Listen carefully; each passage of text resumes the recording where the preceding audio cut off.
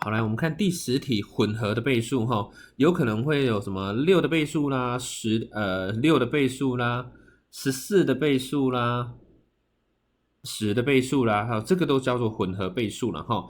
在37框53这个数中，框框填入哪一个数可以使它变成3和11的倍数？3的倍数也是11的倍数，那就33的倍数嘛。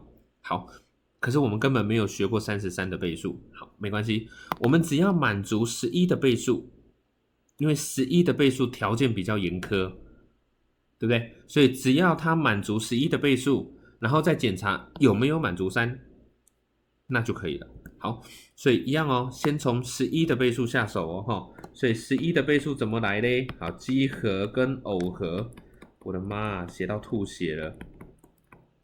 短时间我写那么多次嘞，哈。11的倍数奇和3框3，所以叫做6加框，耦合5加7是12。所以如果我要让它变成11的倍数，相差0是可以的，框框就等于6就可以了。我把6放回去，这个数称为37653。后，它有没有符合3的倍数？它的和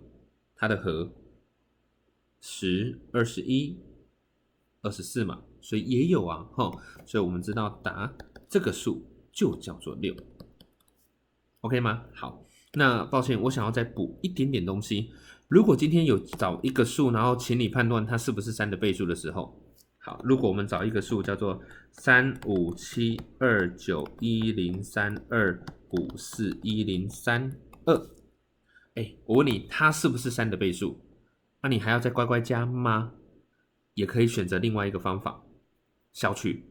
只要它符合3的倍数，我就把3的倍数都消掉了哈。对不起，我刚刚讲错，我说我把3的倍数都消掉，如果全部都死光光，那它肯定是3的倍数。好，概念是这样，3消掉，5跟7 12可以，9可以，2跟1可以，3再来5跟4 2跟1 3消掉，剩一个2，所以是不是呢？ No。 好，用消去也可以。